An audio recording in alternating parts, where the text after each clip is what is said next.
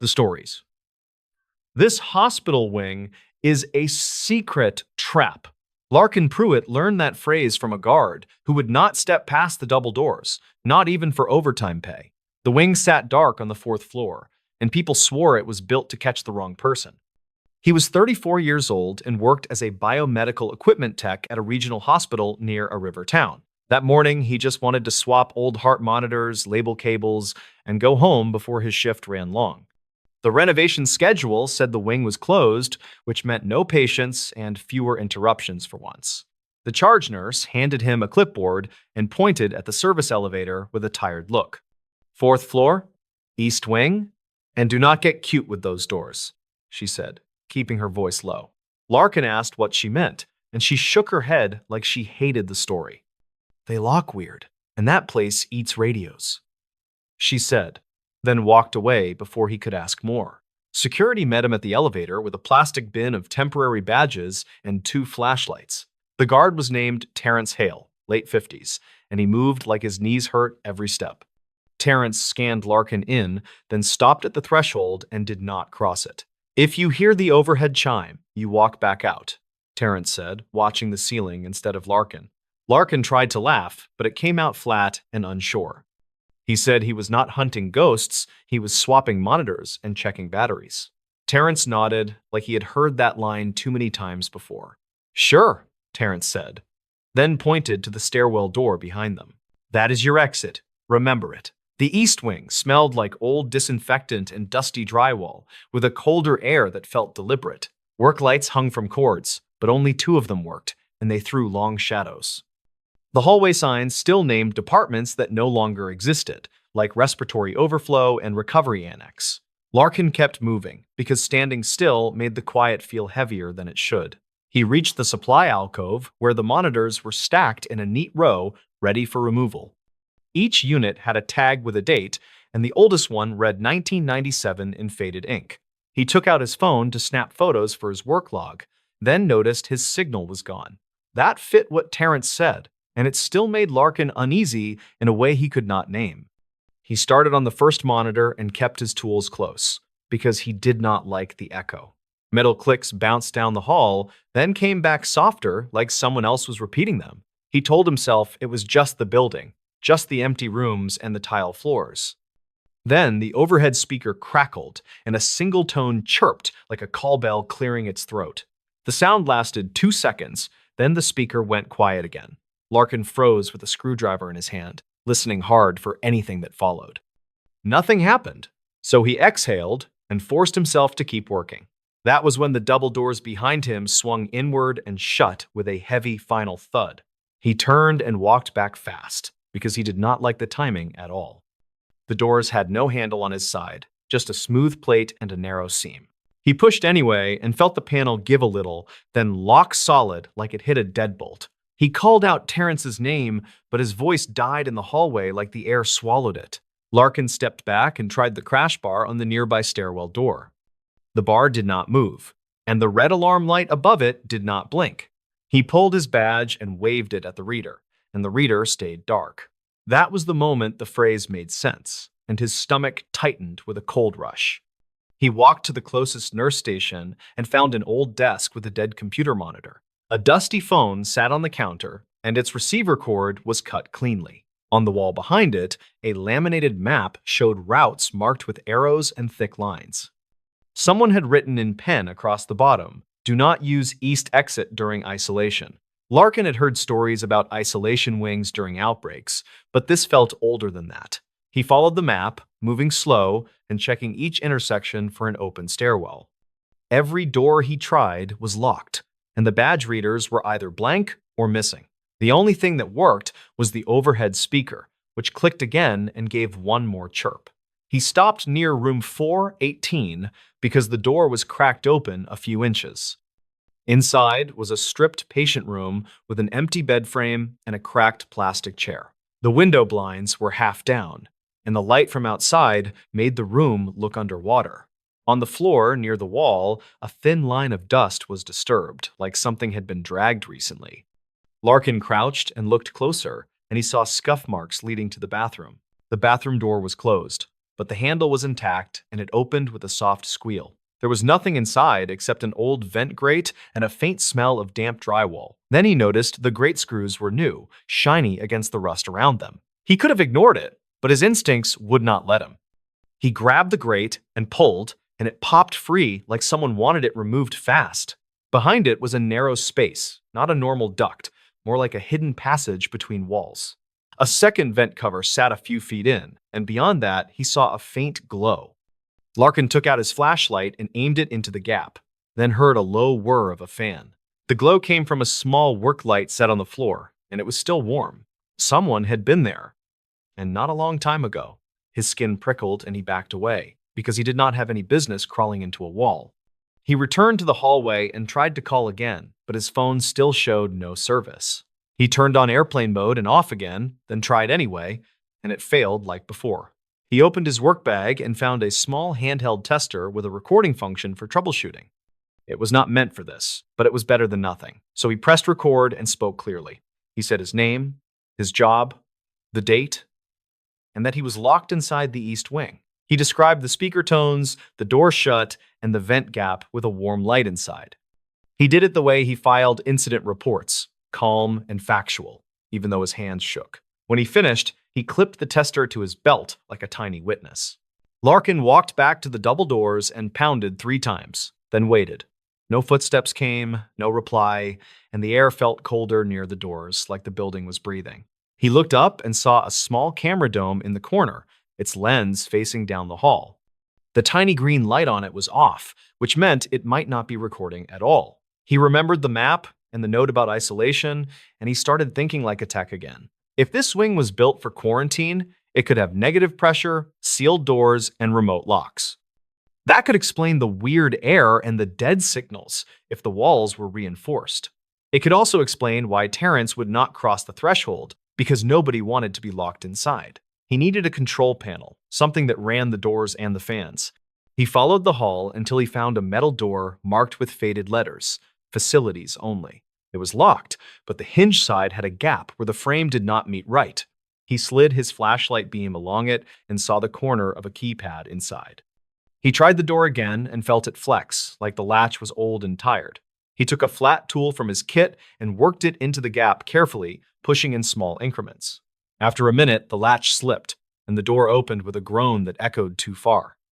Inside was a cramped room full of conduit, breaker boxes, and a panel with tiny labeled switches. The panel had a sticker that read, "Isolation System, installed 1999. Below it sat a thin binder in a cracked plastic sleeve, full of maintenance notes.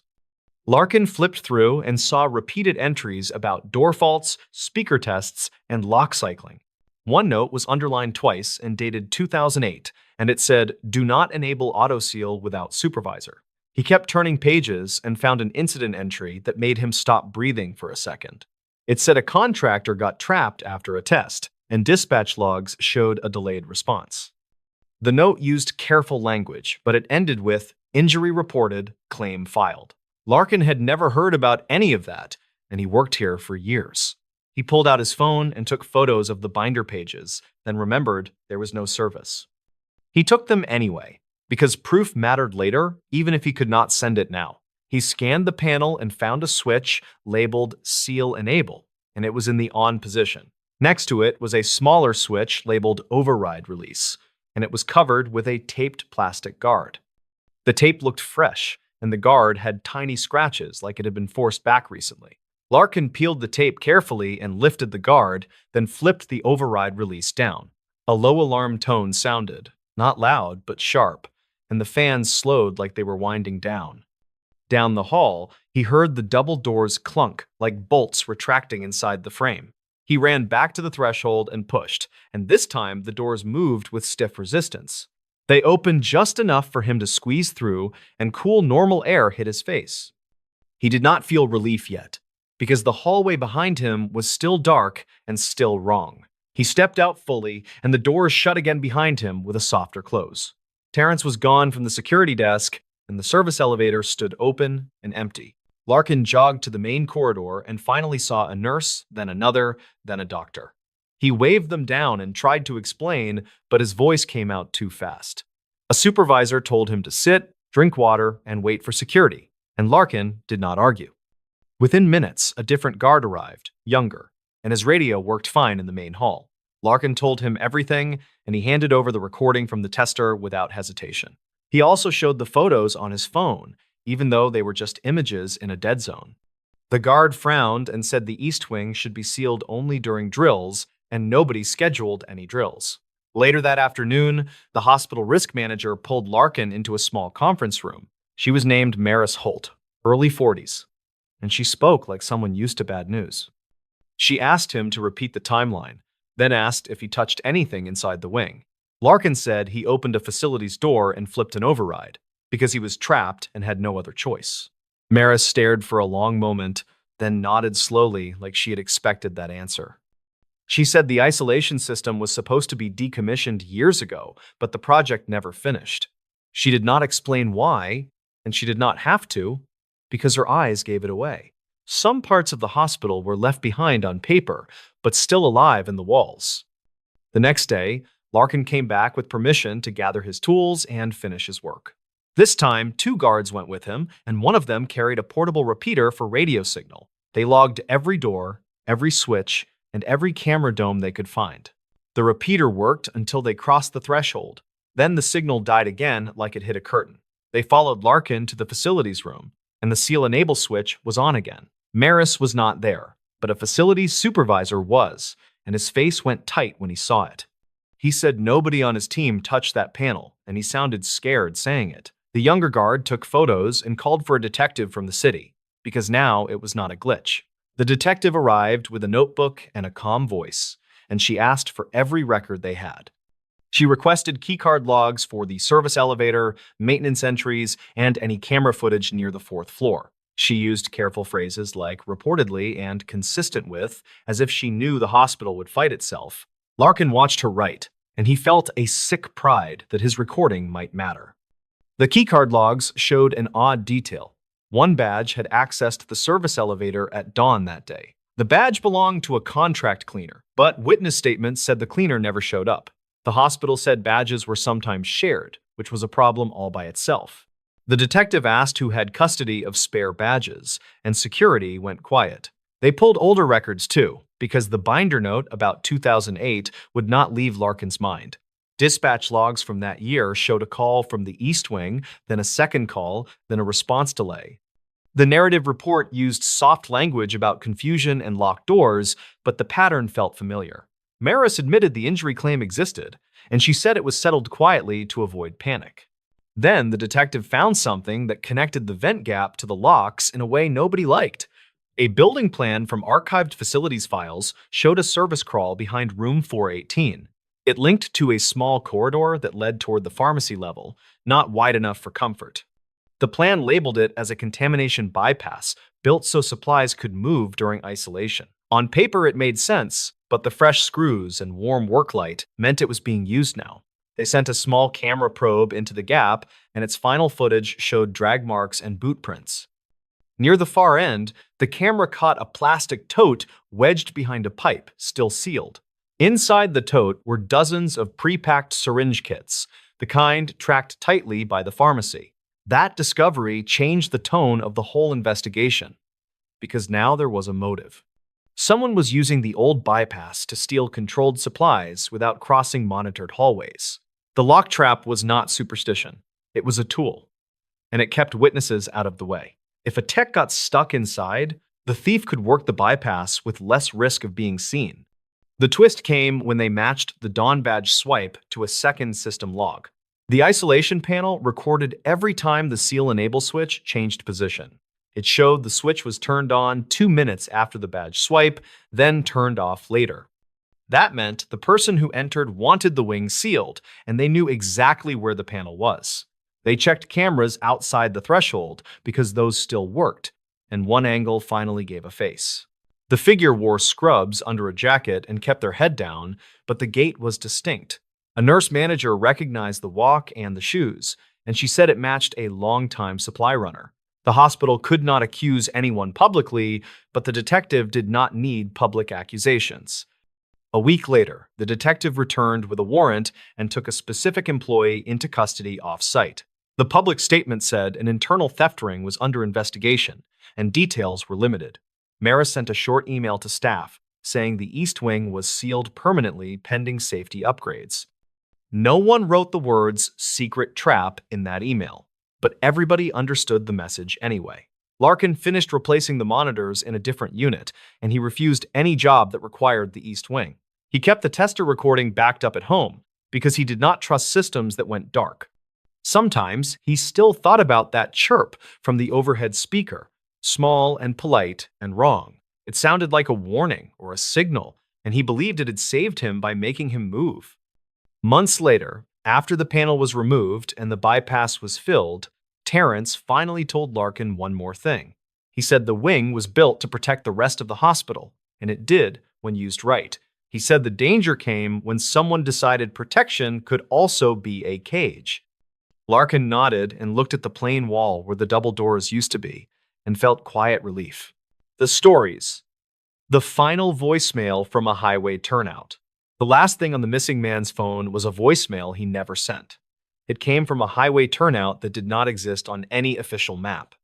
In late October of 2016, Dax Merritt drove the same mountain corridor he had worked for years. He was 37, and he was a contracted line inspector for a regional telecom company. That Thursday started simple, and he wanted to clear 3 flagged signal sites before dark. The forecast was dry, the road was open, and his manager expected his report by 7. Dax left a small rental house outside a mid-sized western town and headed toward the pass. He carried a work tablet, a handheld spectrometer, and 2 spare battery packs. His company van had a dash camera, but it only saved clips when it detected hard braking. He had coffee in a steel mug and a new pair of work gloves on the passenger seat. By the time he hit the climb, he was already thinking about the last site and the warm diner off the main road. At 10:43, his phone connected to a tower near the ridgeline. The connection would matter later because it was the last clean handoff on record. Around 11, a weathered sign for a scenic turnout appeared, and the pull-off widened to gravel. Some locals called it the old switchback view, but the state never marked it as a formal stop. It was still used by hunters, tired drivers, and people who needed a quiet minute. A trucker would later tell a deputy he saw a white service van easing into that gravel.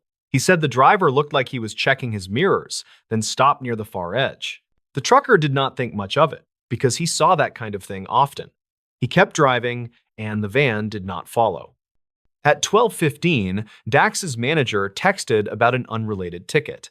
Dax never replied. At 1:10, a coworker called, and it went to voicemail on the second ring. At 3, the manager called again and got voicemail again. By 5, the company's after-hours line had 2 missed check-ins, and a supervisor started calling State Patrol. A trooper found the van at 7:40 that night, still parked at the turnout. The keys were not in the ignition, but they were on the driver's floor mat.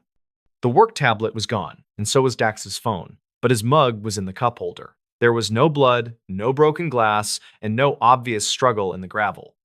The trooper photographed tire marks, then walked the edge where the turnout dropped into timber. He found nothing except a crushed cigarette butt and a small strip of black tape. Search crews came the next morning, and the timeline hardened into records and guesses. Dispatch logs showed the first call from the supervisor at 5:18. A local deputy arrived at the turnout at 8:02, then requested a drone unit. The drone footage showed steep trees, boulders, and a narrow seasonal creek. There was no clear trail, and no obvious sign of a fall. Dax's phone company produced tower data by the weekend, and it showed his phone had moved once after noon. The phone connected briefly, then dropped off the network for good. It looked like a device that lost power, or entered a dead pocket, or was turned off on purpose. Investigators noted the missing tablet too, because it carried maps and site notes. That made the case feel less like an accident and more like an intentional disappearance. On Monday, Dax's sister, Lenora Merritt, drove in from another state. She was 39, and she worked as an office manager for a clinic. She had a plain voice and a steady way of asking questions that people took seriously. She brought printed bank statements, a copy of his lease, and a folder of photos. She also brought something nobody else had yet. She had access to his voicemail account on an old family plan. Lenora said she checked it in her motel room because she needed to hear his voice. She expected routine work calls and maybe a message from a friend. Instead, she found one voicemail marked as saved with no sender listed. The timestamp showed 12:12 and the call length was 48 seconds. It was titled as if Dax had called his own mailbox, which can happen if a phone glitches during a call. Lenora played it for the deputy assigned to the family liaison role. The recording sounded like it came from inside a vehicle, with wind around a cracked window. Dax's voice was low and rushed, and it did not match the calm tone he used on work calls. He said, "If this is me later, don't laugh. Something's wrong up here. I'm at the turnout. That pull off with the busted rail." He swallowed, then added, "There's a truck that shouldn't be here, and somebody's walking around like they're looking for me." He paused, then said, "If I hang up, it's because I can't talk, but I'm not leaving the van. I'm not leaving it." Then the voicemail ended with a click and a faint thud like a hand hitting plastic. There were no screams, no crash sounds, and no clear second voice. Still, the words were enough to change the case, because they introduced intent. It made the turnout feel less like a place Dax chose for a break and more like a place he could not escape. The deputy forwarded the file to a detective, and they treated it as potentially authentic but uncertain. They requested the raw audio and asked the carrier for routing details. The carrier confirmed the call originated from Dax's own phone number, and it was dialed to his voicemail access line. That meant Dax could have hit speed dial, or a button, or a malfunction could have done it. Either way, the call likely came from his phone while it was on the network. The detective returned to the turnout with Lenora 2 days later. He asked her to point out what Dax might have meant by the busted rail. On the far side of the gravel, an old guardrail ended in a jagged break. A section had been removed years earlier, and the posts were cut close to the ground. A casual driver would not notice, but a person who had been there before might. Near those cut posts, the detective found 2 small bits of black tape stuck to the wood.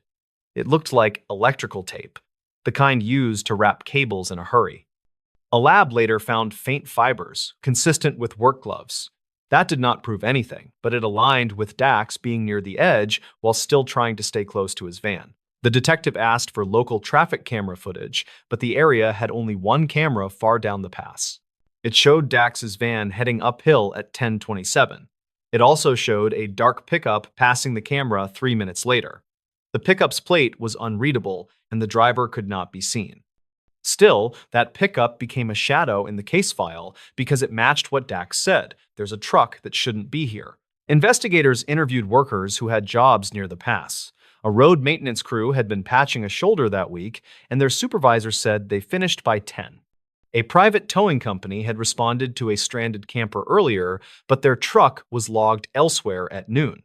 A logger from a small outfit admitted he parked at the turnout sometimes, but he swore he was at lunch in town. Witness statements were thin, and everyone had a reason to be on those roads.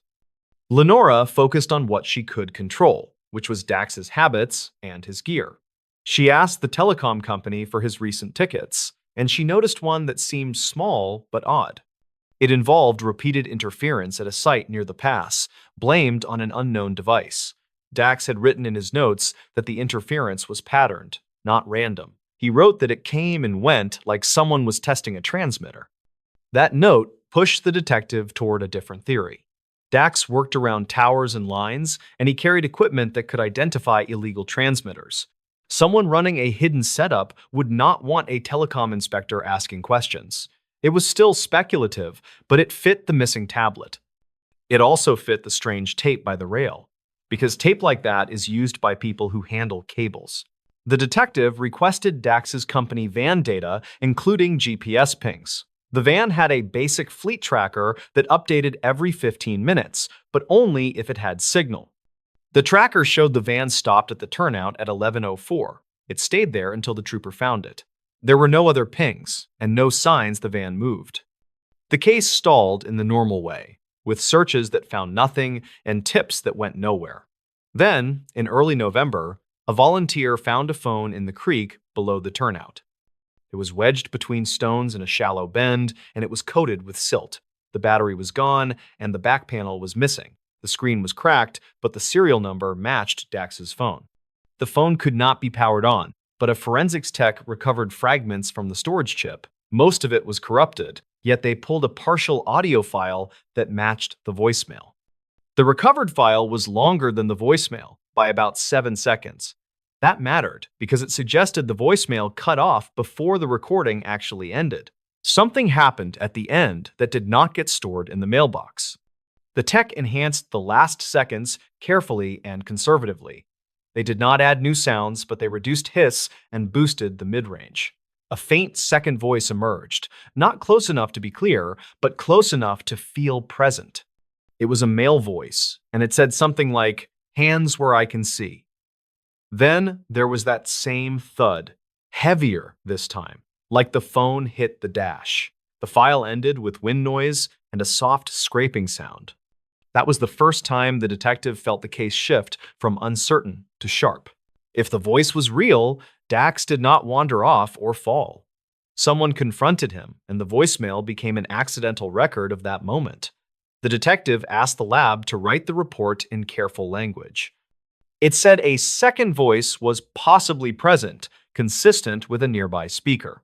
It did not claim an exact phrase, because that would overreach. Lenora wanted action, and she started working her own angle through Dax's coworkers. She learned Dax had complained about a specific dead zone along the pass. He said his phone always dropped near the turnout, which was odd because the ridge should have line of sight.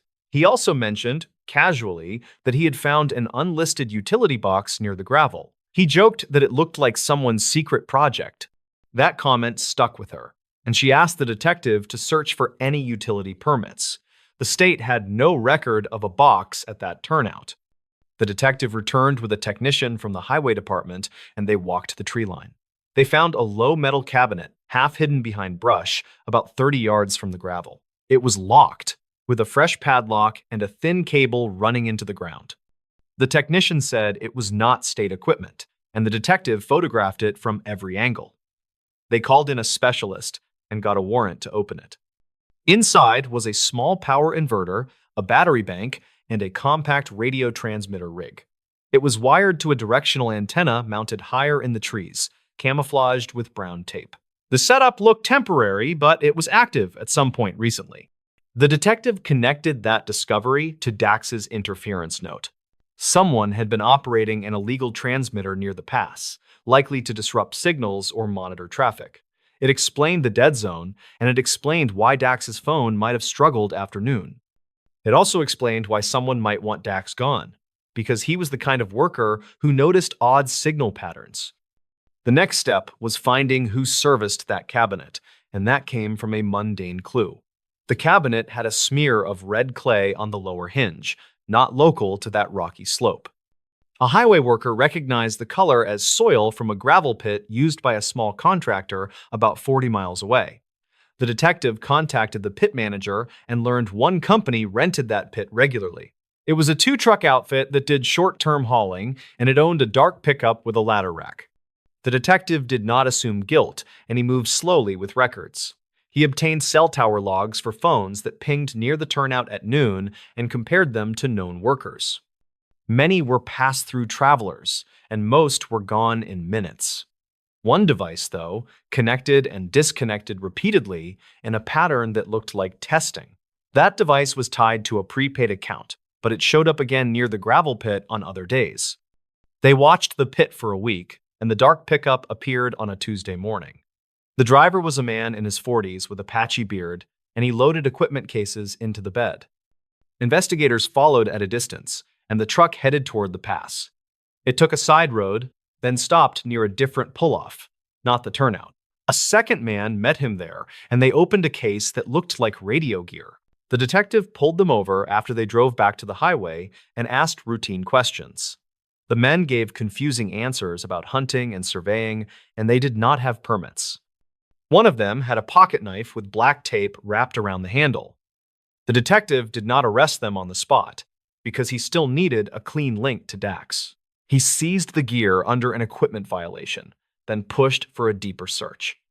The twist, the one that landed hardest for Lenora, came from Dax's own work tablet. It turned up in a pawn shop 2 counties away, sold for cash by a middleman. The pawnbroker said the seller claimed it was from an estate cleanout. Security footage showed the middleman clearly, and he was a low-level thief known to local police. When questioned, he admitted he bought the tablet cheap from a man with a dark pickup. He described the seller as nervous and said the man kept looking over his shoulder. Forensics on the tablet found Dax's last open file, a note he wrote at 11:59. It said, "Turnout cabinet not marked, signal jammer likely, report to state, get plate if possible." That note was typed fast, with mistakes, then saved without his usual formatting. It read like someone writing while watching their mirrors. The detective paired that note with the voicemail, and it made sense in a grim way. Dax stopped at the turnout to verify interference. He found the unlisted cabinet, and he planned to report it. A truck arrived, and the people running the setup realized what he was doing.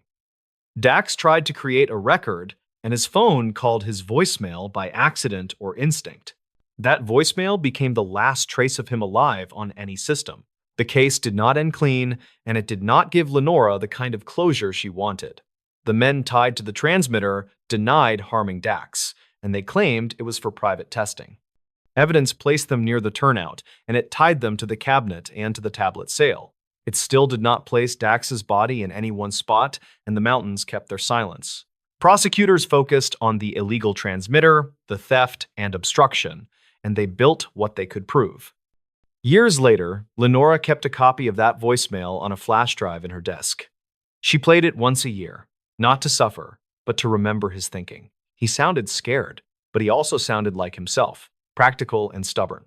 He said he would not leave the van, and that detail still haunted her. It meant he believed the safest place was right there, until someone changed the rules. The turnout is still there, and the gravel still crunches under tires on quiet afternoons. Most people stop for the view, then drive on without a second thought. The strange part is how ordinary the place looks. Even after everything that happened, it is just a patch of gravel and a broken rail, with trees that do not talk.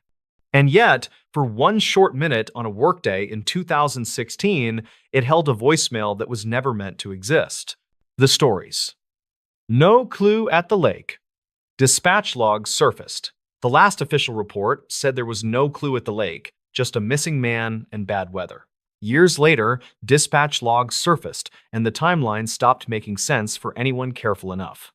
Rhett Dobbins was 38 and worked as a water systems technician for a small county utility. He drove a white service truck, carried a clipboard, and liked days that stayed predictable. On a cool weekday in early fall, he had one simple goal before lunch.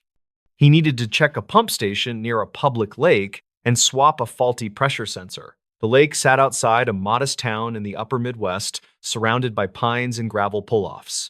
It was not wilderness, but it was quiet enough that voices carried across the water. Rhett arrived mid-morning, parked near the pump shed, and texted his supervisor that he was on site. The supervisor replied with a thumbs up, and the workday moved forward like it always did. Rhett walked the short path to the shed, unlocked the metal door, and stepped inside with his tool bag. He logged the starting readings, took a quick photo for the maintenance file, and shut off the breaker.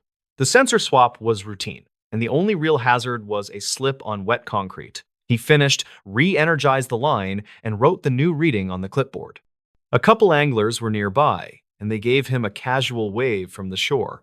Rhett nodded back, then walked toward his truck to file a quick update.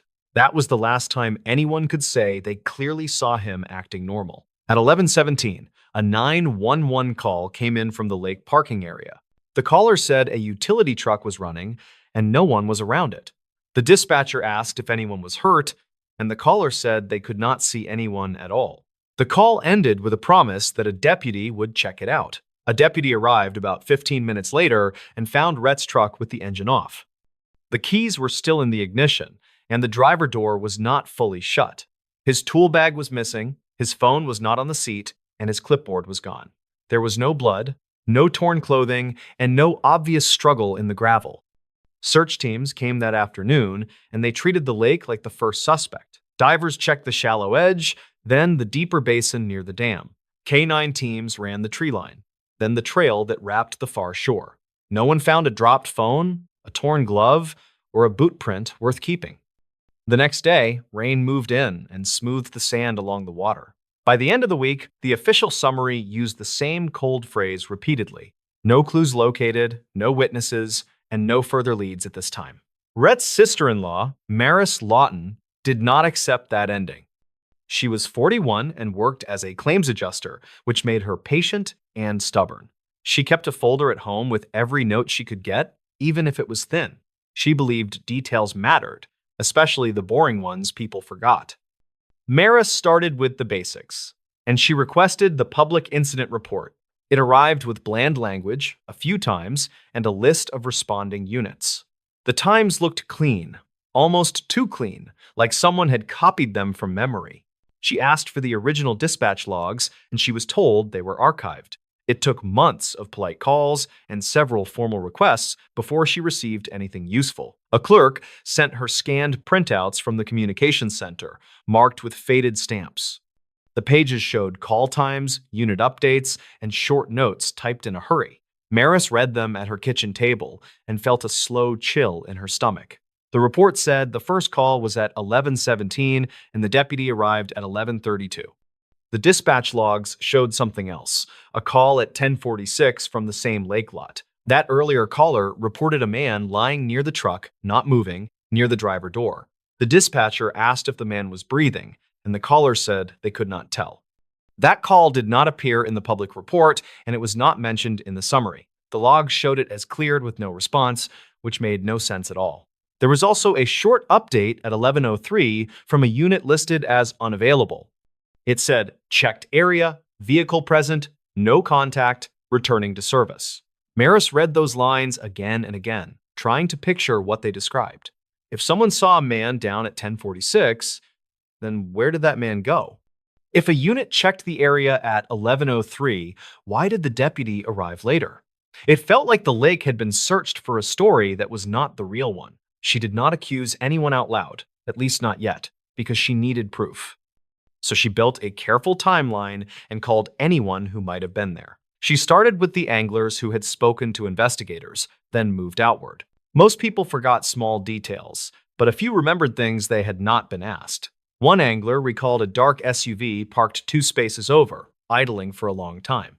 He said the driver never got out and the vehicle left fast when a county car rolled in. Another person remembered a woman with a dog walking past the pump shed looking uneasy. She told Maris she heard a short horn honk, then a voice say, "Hey, over here." Maris asked if the voice sounded like Rhett, and the woman said she could not be sure. She said it sounded close, like it came from the lot, not from the water. She also said the horn honk did not sound like a normal car horn. It sounded sharper, like a truck air horn tapped once, then cut off quickly. Maris then requested weather history and learned the rain began later after the first search. That meant tracks could have survived at 10:46 if anyone had bothered to look. She drove to the lake herself and walked the lot, measuring distances with her steps. From the pump shed door to the truck was less than a minute at a normal pace. She found the one spot where gravel gave way to a thin strip of packed dirt. It was a place where a heel could leave a mark, especially if someone stumbled. She also noticed a small service access road behind a line of brush and a gate.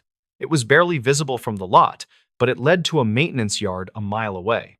Maris asked the county if any cameras covered that road, and she got a flat no. But the utility district had a gate sensor that logged openings, because it tracked equipment access. After more calls, a tired supervisor agreed to check the old logs from that day. He called back and said the gate opened once at 11:08, then again at 11:12. Rhett's work truck was still at the lake when the deputy arrived at 11:32, so something else opened that gate. Something authorized or something that forced it. Maris asked if any utility trucks had the same gate fob, and the supervisor hesitated. He said a contracted maintenance crew had a shared fob for emergency repairs. The name of the contractor was on a dusty invoice, and Maris tracked down the owner. He said his crew was not scheduled at the lake, and he had no reason to be there. Still, he admitted one worker had been terminated weeks later for falsifying timesheets. The worker vanished from town, and no one seemed eager to remember his face. Maris went back to the dispatch logs and focused on the unit marked unavailable. It was listed with a call sign that did not match the deputy who wrote the report. She asked a retired dispatcher about the call sign, and he recognized it right away. It belonged to a county investigator who sometimes used an unmarked vehicle for court runs. That investigator was not assigned to Rhett's case, at least not on paper. Yet the log showed he checked the scene at 11:03 and cleared it. Maris requested his activity record for that day, and the county denied it. They said it involved personnel privacy and could not be released. So Maris looked for a different path, one that did not require their permission. She filed a request for radio audio, not reports, because audio was often treated differently. Weeks later, she received a file that included the 1046 call. The caller sounded nervous, and the dispatcher sounded calm, maybe too calm. The caller said there was a man down, and the dispatcher asked for a description. The caller said, work clothes, utility logo, face down, and then he stopped talking. A second voice came through faintly, closer to the phone, saying, hang up now. The line clicked, and the dispatcher marked it as caller disconnected.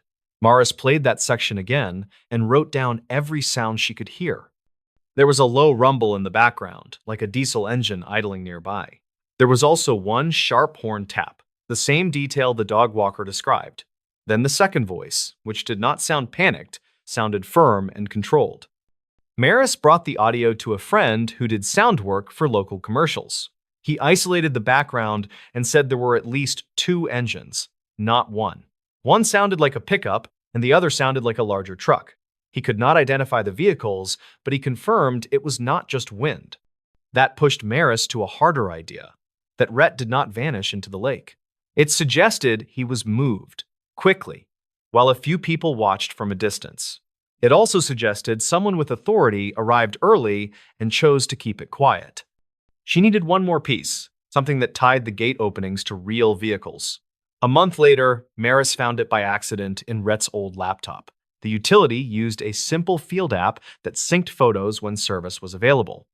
Rhett's supervisor had pulled the official photos, but the system kept hidden drafts. One draft photo was timestamped 1043, and it was taken from inside the shed. The photo showed Rhett's tool bag on the floor and the open door behind him. In the narrow slice of sunlight outside, a pair of boots stood in the doorway. The boots were not Rhett's, and the pants above them were not utility uniform. The shadow made it worse, because the person was standing still like they were waiting. Maris showed the image to the angler who remembered the dark SUV. He said the boots matched what he saw later, near the lot by the idling vehicle. He said the person was tall, with a heavy jacket, and moved like they were used to giving orders. He also said the person did not look wet, like someone who had been near the water. Maris took everything she had and went to a state agency that reviewed cold cases. She did not claim murder, and she did not accuse a named person in writing. She presented a timeline conflict, an undocumented early response, and an audio anomaly. She also presented the gate logs and the draft photo with the boots in the doorway. The agency agreed to ask questions, quietly at first, the way institutions protect themselves. They interviewed the retired dispatcher, then the deputy, then the investigator with the odd call sign.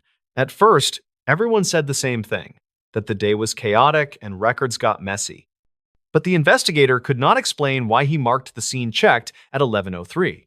His explanation shifted, then tightened, then broke when the audio was played.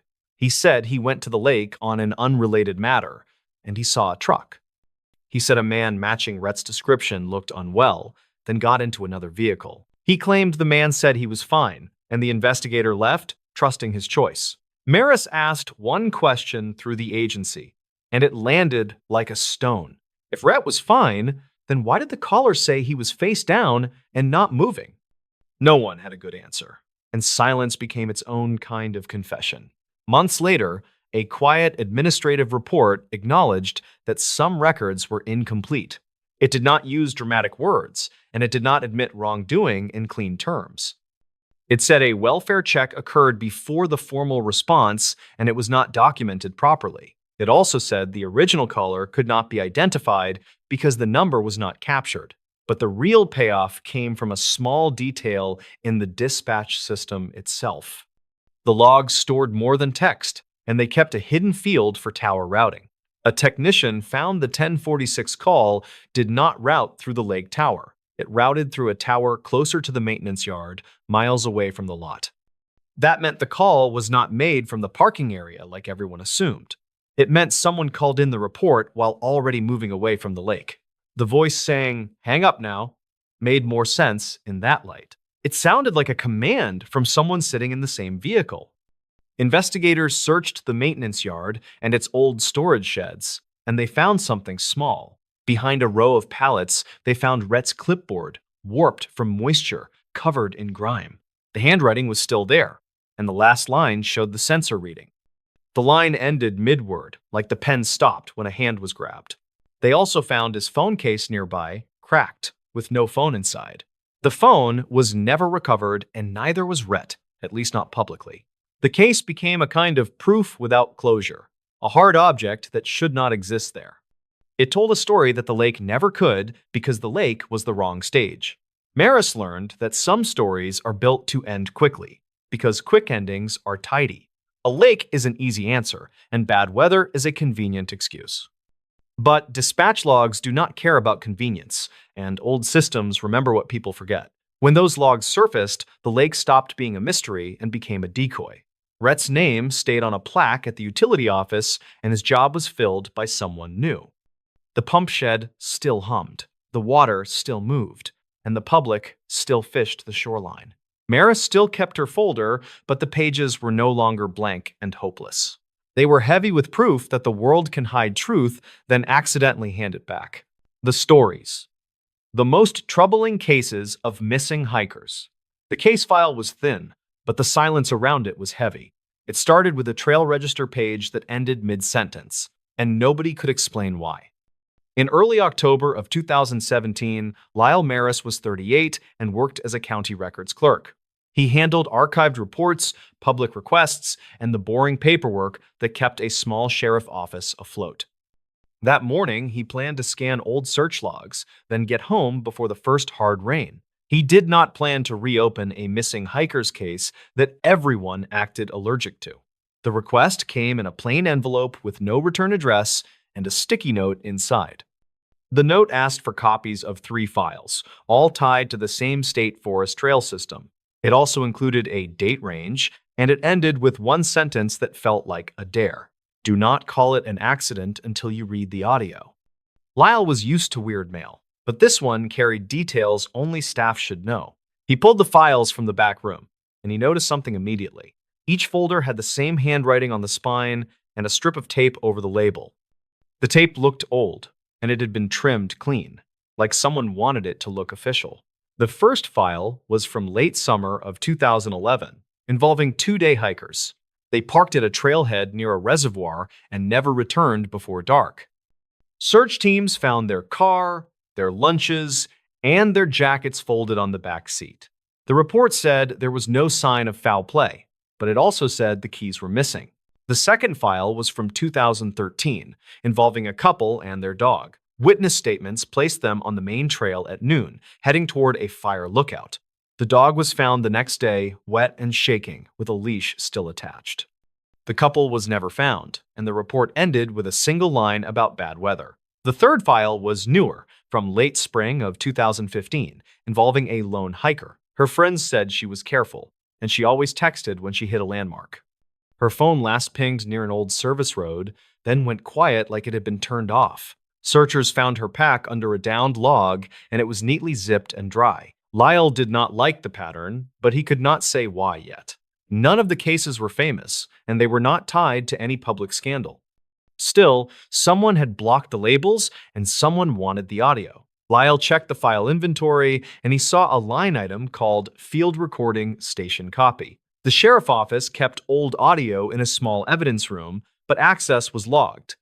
Lyle asked the evidence tech, a man named Bracken Rudd, 46, civilian specialist. Bracken said the tapes were real, and he looked annoyed that Lyle even knew about them. He said the recordings came from a volunteer search leader who carried a handheld radio.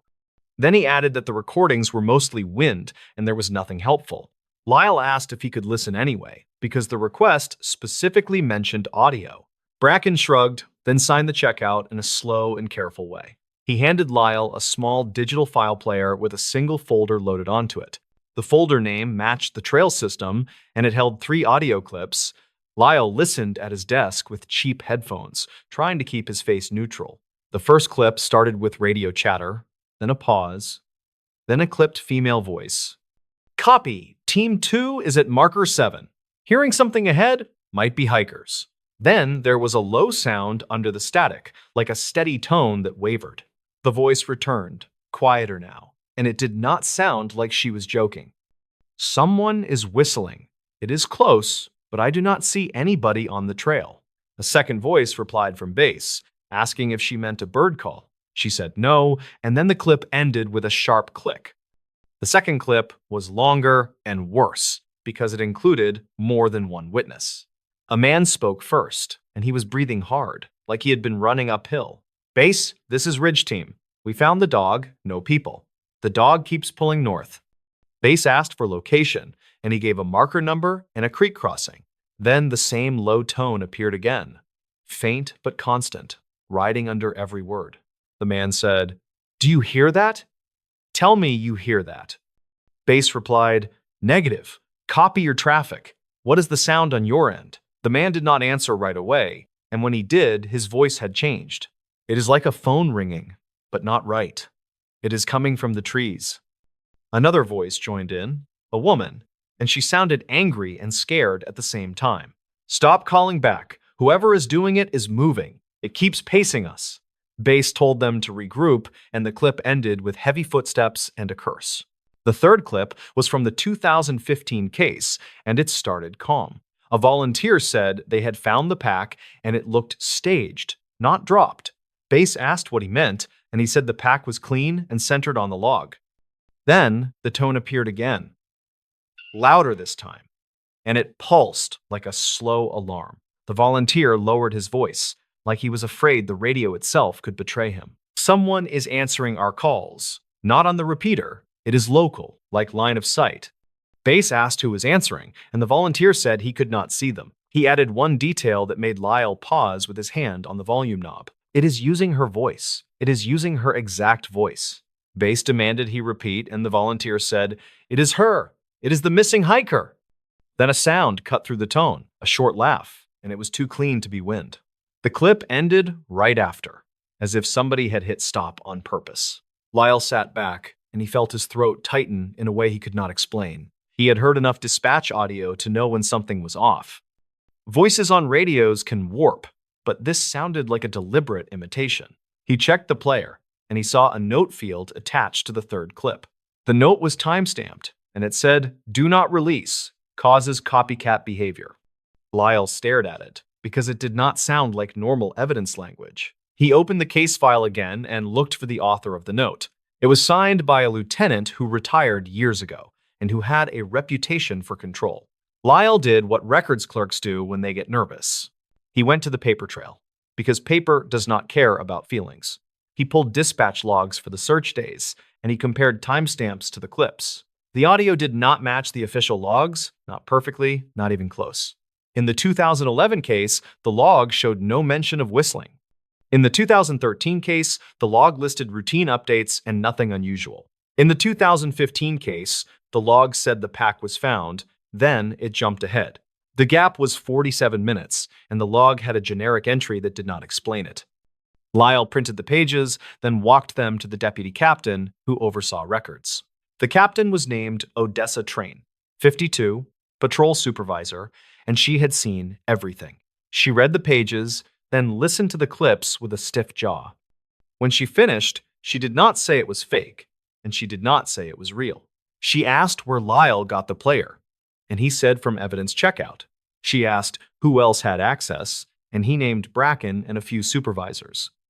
Odessa told Lyle to stop working the case, but her tone was not angry. It sounded like caution, the kind that comes from knowing a door should stay shut. Lyle nodded, but he could not let it go after hearing the imitation claim. He asked Odessa one direct question, and he kept his voice low. Did anybody ever find the source of that tone? Odessa held his eyes for a moment, then said, They said it was interference. That answer was not satisfying, because interference does not track across years like a fingerprint. Lyle went home with the envelope still on his desk, and he barely tasted dinner. That night, he searched old newspaper microfilm, because the internet did not hold local history. He found brief articles about each case, but they all shared one strange detail. Each article mentioned a ranger station hotline set up for tips. The number was printed, then removed in later editions, like it had been a mistake. Lyle checked the old phone list, and he found the number was still active.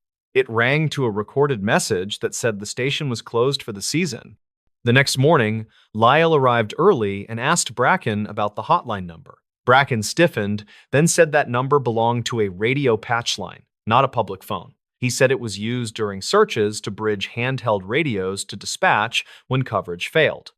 Lyle asked why a patch line had a public recording, and Bracken said he did not know. Lyle did not press harder, because Bracken looked like he wanted to end the conversation. Instead, Lyle called the number from his desk phone, then held his recorder near the speaker. The message played, and it sounded normal at first, like any bored announcement voice. Then, under the words, the low tone crept in. Faint, but present, like a shadow. Lyle stopped the recording, then replayed it, and the tone was still there.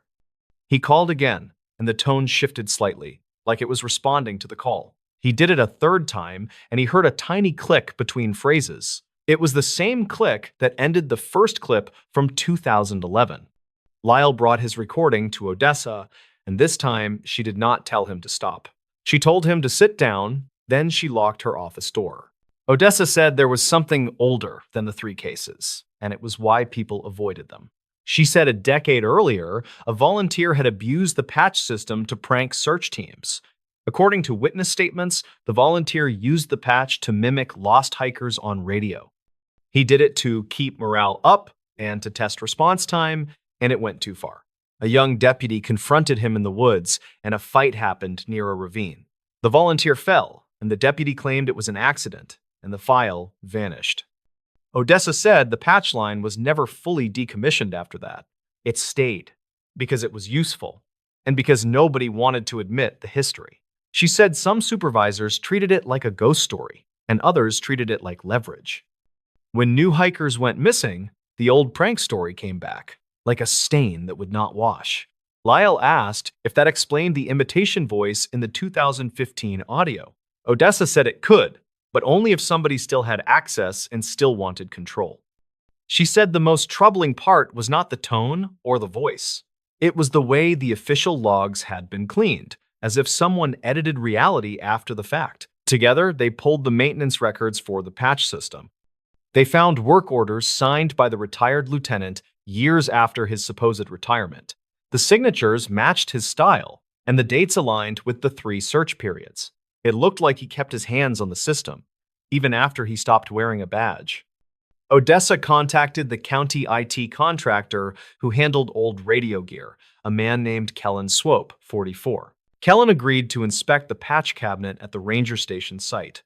He found a hidden add-on board that allowed call forwarding and voice playback. It was not standard equipment, and it was installed cleanly, like someone knew what they were doing. Kellen also found a small memory card taped inside the cabinet. The card contained voice samples labeled with dates and trail marker numbers. Some samples were harmless, like volunteers calling in their positions. Others were short clips of hikers on the day they vanished, taken from tip-line voicemails. That was the payoff nobody wanted, because it tied the missing hikers to a human choice. Someone had been collecting their voices, then using those voices during searches. It did not prove the same person caused the disappearances, and Odessa was careful about that. But it proved someone exploited the chaos, and someone wanted the searches to move a certain way. In one file, a witness had reported hearing a phone ring in the trees near a creek. The search team went toward the sound, and they left the main trail for almost an hour. In another file, a volunteer heard a voice call her name from a ravine, and she went alone. She later told investigators she felt embarrassed because it sounded like her missing friend. Those moments were the cracks, and someone had been pushing on them. Odessa opened an internal investigation, and the county prosecutor reviewed what they could prove. The retired lieutenant was questioned, and he denied installing anything. He said the card was planted, and he said the clips were taken out of context. No public arrest followed, at least not in a way the town could point to and feel satisfied. But the ranger station patch line was shut down, and the hotline number went dead. New policy required sealed logs and outside audits during every future search. The 3 cases remained unsolved because the woods do not offer clean answers. Still, the way the searches unfolded now had a more believable explanation. Lyle kept thinking about the envelope and the sticky note, and who sent it. He asked Odessa if she knew, and she said she had a strong guess. She believed it was a former volunteer, someone who felt guilty and wanted the truth on record. That person did not want credit and did not want to be seen as a snitch in a small county. Weeks later, Lyle returned the files to storage and retaped the labels properly. He did not do it to hide them, he did it to mark them as normal evidence again. Some cases become legends, and legends make people careless in the wrong ways. These cases were troubling because they showed how easy it is to steer a search. When hikers vanish, the first enemy is time, and the second enemy is confusion. A single false sound can move trained people off a trail and into wasted hours. The woods can be cruel on their own, but people can make them worse. That is why the most troubling cases are not always about what happened out there. The stories. What happened inside this roadside diner will shock you. The incident became a training story in 2 counties because the footage looked ordinary until the last minute. It happened at a roadside diner off a long desert highway, and nobody agreed on what they saw. Dorian Kessler was 37 and worked as a commercial refrigeration tech for grocery stores and small restaurants. On a Tuesday in late spring, he drove east through high desert to replace a failing walk-in cooler motor. He had a work order, a parts box, and a plan to be home before dark. The diner was the only open place for miles, so he stopped for coffee first. The building was low and sunburned, with a buzzing sign and a gravel lot full of dust. Inside, the air smelled like fryer oil and lemon cleaner, and the booths stuck to the skin. A waitress named Maris Sloan was on shift, and she looked tired but alert. Maris was 42 and worked nights and mornings because the diner never fully closed. Dorian ordered black coffee and eggs, then checked his phone for the address again. Maris slid the plate down and asked what brought him out so far. He said he fixed coolers, and he was there to keep someone from losing a whole freezer.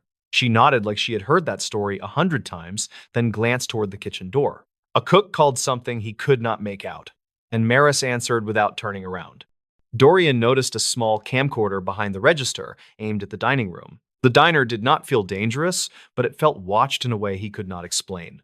A man in a windbreaker sat at the counter and kept his hands in his pockets. 2 truckers shared a booth, and they spoke low like they did not want attention. Dorian ate fast, then went to pay, because he wanted to start work before heat rose. As he stood at the register, the power flickered once, and the lights dimmed for a second. The buzzing sign outside changed pitch, like the voltage dipped and snapped back. Maris frowned and tapped the register screen. Then the printer spit a blank slip. She sighed and said, "Not again. It did this yesterday, too." Dorian offered to look because voltage drops were his whole life. Maris led him through the swinging door into the kitchen, and the noise got louder at once. Fans rattled in a vent hood, and an old freezer clicked like a bad relay. The cook was a broad man named Keenan Rourke, and he looked about 50. Keenan said the back hallway light had been pulsing, and the storage cooler was warm. Dorian opened his parts box, then crouched by the breaker panel near the dish area. He checked the main feed with a tester, and the numbers jumped more than they should. The panel cover was newer than the rest of the kitchen, and the screws looked recently handled. Dorian asked when the panel was replaced, and Keenan shrugged without looking at him. Maris said the owner did it after a break-in back in 2019. Dorian noticed her eyes stayed on the hallway that led to the back offices. The hallway was narrow and dark, with a mop bucket halfway blocking the path. A door at the end had a keypad, which felt strange for a place this small. Dorian pointed at it, and Maris said it was the office and storage for payroll. She said the owner did not like people back there. Not even staff. Dorian nodded and went back to the panel, but he kept thinking about that keypad. He traced the flicker to a loose neutral and a corroded lug, which was simple and annoying. While he tightened the connection, a muffled thump came from the back hallway. Keenan paused with a pan in his hands, and Maris held her breath for a beat. Dorian asked if someone was in the office, and Maris said, "It is probably the ice maker." The thump came again, and this time it sounded closer, like it was against the hallway wall. Dorian stood and wiped his hands, then said he would check the ice machine anyway. Maris stepped in front of him, and her voice stayed flat as she said no. Keenan kept his eyes down, but his jaw tightened like he was chewing a secret. Dorian took a step back, because the tension felt wrong for a loose wire. He said he would just finish the panel, then leave them to it. The lights steadied after his fix, and the kitchen fans settled into a smoother hum. Maris thanked him too quickly, then walked him back toward the dining room. As they passed the hallway, Dorian saw the keypad light blink, then go dark again. He also saw a thin strip of fresh paint along the doorframe, not matching the older walls. He filed it away as odd, then returned to the register to pay for his breakfast. The windbreaker man at the counter had turned to watch them, and his eyes looked red-rimmed. When Dorian set cash down, the man spoke softly, without turning fully around. He said, "You should not be back there. It is not safe." Dorian asked what he meant, and the man shook his head like he regretted speaking. Maris snapped, "He is leaving, and you are done talking in here." Dorian took his receipt, and the printer finally worked again, as if it waited for him. Outside, the heat hit his face, and the lot looked emptier than before. He walked to his van, and he noticed a second security camera under the eave. It was angled toward the back door, not the customers, which felt deliberate. He started the engine, then hesitated, because the warning from the counter stuck to him. Dorian drove around the building like he meant to find the service entrance for the cooler job. Behind the diner was a fenced area with stacked crates and a rusted shed. He saw the back door, and near it was a fresh set of tire tracks in soft dirt. The tracks were narrow and deep, like a small truck had backed up recently. He also saw a dent in the door, low and wide, like something heavy hit it. He told himself it was none of his business. Then he heard a short burst of sound. It was not a shout, more like a clipped yelp that cut off fast. Dorian killed the engine and listened, and the desert silence made the sound feel louder. He walked toward the fence line, staying near his van, and called out, "Everything okay?" No one answered, but he heard a faint scraping, like a chair dragged across concrete. Dorian pulled his phone and started recording, mostly to prove he was not imagining it. He walked closer to the back door, and he noticed a smell like bleach and warm metal. A small vent near the foundation blew air, and it carried that smell in short puffs. He leaned down and saw the vent screws were new, bright against dirty siding. Then the scraping stopped, and a hush fell so hard it felt staged. The back door opened a crack, and Maris looked out with her face set. She asked what he was doing, and her tone was sharp enough to cut. Dorian said he heard something and wanted to make sure nobody was hurt. Maris said, "You are not helping. You are making it worse." Before he could answer, the windbreaker man appeared behind her in the doorway shadow. The man held one finger to his lips, then pointed down toward the ground near Dorian. Dorian looked and saw a folded napkin stuck under a crate like it had been tossed. Maris did not notice, or pretended not to notice, and she started to close the door. Dorian stepped back and said he was leaving. Then he turned and picked up the napkin fast. He walked to his van without unfolding it, because he did not want them to see. Inside the van, he opened the napkin and found a short message in shaky block letters. It said, "Do not call the diner, call the highway dispatch." Below that, a second line said, "Ask about the tape from 2016. Dorian sat still for a moment, hearing his own breathing over the idling engine.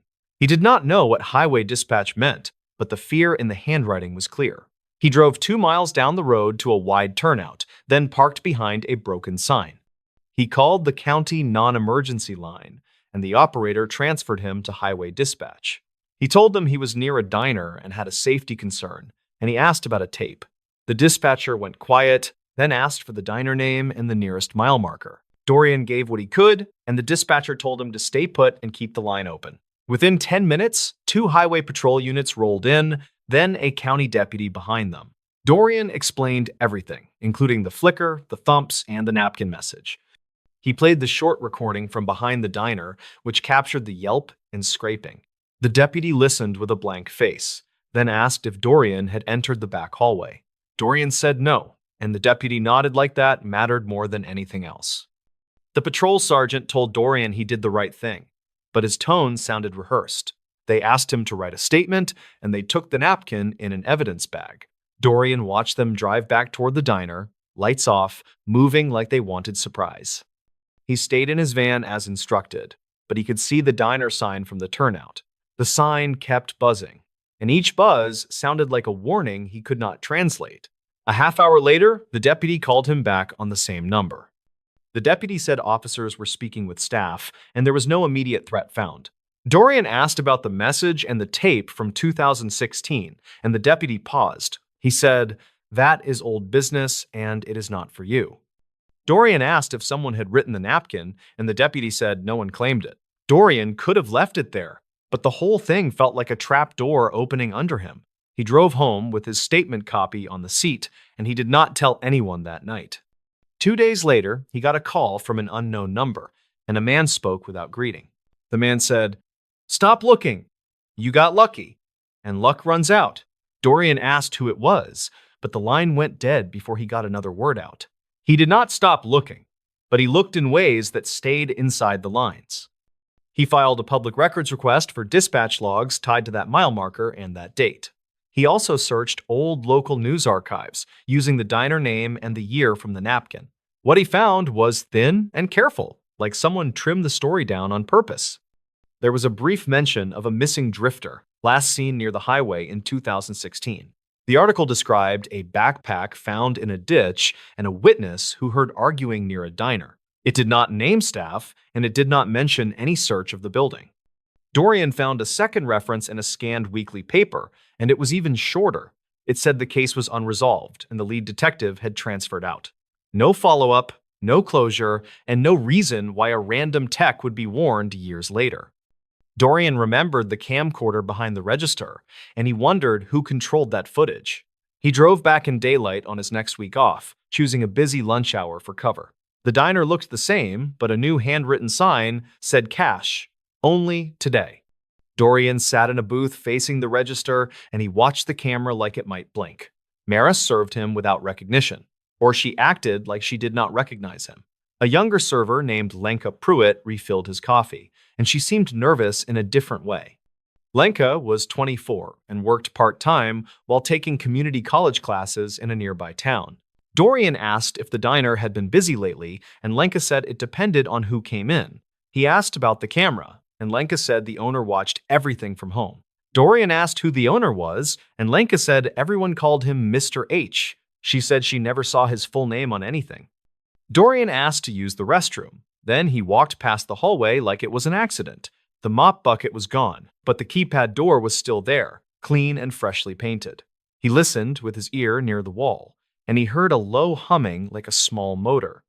It was not like an ice machine. It was steadier, like a fan pulling air through a duct. Dorian backed away when Lenka appeared, and she asked if he was lost. He said he was fine. Then he slipped her a folded receipt with his number written on it. He told her to call if she ever felt unsafe, and he kept his voice calm. Lenka stared at the receipt, then tucked it into her apron without a word. Dorian returned to his booth and finished his food, then left cash and walked out. As he crossed the lot, the windbreaker man from before sat in a different car, watching him again. That night, Lenka texted Dorian from a new number, and she used short, careful sentences. She said the owner paid cash under the table and made staff sign weird policy sheets. She said the back office was off limits, and Maris got angry if anyone even joked about it. Lenka said the humming came and went, mostly at night, and the lights sometimes flickered. She also said Keenan never ate in the diner, and he kept his own food in a cooler outside. Dorian asked if Lenka could photograph the policy sheet, and she said she would try. The next day, she sent 2 blurry photos taken in a restroom mirror for privacy. The paper listed rules about phones, cameras, and talking to law enforcement without permission. One line said any contact with outside agencies had to be reported to management immediately. Dorian felt his stomach tighten because diners did not need rules like that. He took the photos to a friend who worked records at the county courthouse named Sutter Hale. Sutter was 45 and handled filing systems, and he knew which requests to avoid. Sutter said the policy sheet looked like something a private security firm might draft. He also said the diner property had changed hands through an LLC, with layers that hid names. Sutter found one older permit tied to a different business, and it mentioned structural ventilation work. The permit date was 2019, matching what Maris had said about the panel. Dorian asked if Sutter could find the contractor name, and Sutter did, after a long pause. The contractor was a small outfit that did industrial ducting for meat processing plants. That did not fit a diner unless someone needed strong airflow for something heavy. Dorian thought about the bleach smell and the fresh vent screws behind the building. He also remembered the tire tracks and the dent in the back door. Dorian went back to the turnout at night, parking where he could see the diner without being seen. He used a cheap directional microphone, the kind wildlife people used for bird calls. He did not point it at windows, he aimed it at the back lot and the vent area. For an hour, he heard normal sounds, trucks on the highway and wind over gravel. Then, near midnight, the humming began, and it rose into a deeper mechanical note. A vehicle backed into the rear lot, and its reverse beep cut through the desert. Dorian saw taillights, low and close together, like a delivery van with a trailer hitch. The back door opened, and two figures moved something large on a dolly. The shapes were hidden by shadows, but the dolly wheels squeaked in a steady rhythm. Dorian recorded the sound, then he watched the back door close, and the humming intensified. He did not call the diner, because the napkin message had been clear about that. He called highway dispatch again, and he told them a delivery was happening right now. This time the dispatcher asked if he was the man from last week, and Dorian said yes. The dispatcher said units were already staged, and Dorian felt cold hearing that. Within minutes, dark vehicles rolled off the highway without lights, then stopped behind the diner. Dorian could not see what happened behind the building, but he heard shouting carry across the flat land. He heard one sharp bang, then another, and he could not tell if they were doors or something worse. He heard a woman scream once, then a voice yelled, "On the ground, now!" After that, the sounds turned into radio chatter and short commands that blurred together. The diner sign kept buzzing, and it sounded almost cheerful against the chaos. The next day, local news reported a multi-agency inspection that uncovered code violations and an illegal operation. They did not say what the operation was, only that arrests were made and the property was seized. They showed daytime footage of the diner lot, with evidence tape and workers carrying boxes. They did not show the back hallway, and they did not mention any missing person investigation. Dorian read every article he could find, and none of them explained the humming or the vent work. Lenka texted once more, and her message was short and shaky. She said Maris and Keenan were gone, and nobody could reach them, and staff were told nothing. Lenka said officers asked about an old camcorder tape, and they looked angry when it was missing. She said the windbreaker man was not arrested, but he vanished before questions started. Dorian asked if Lenka was safe, and she said she was leaving town that day.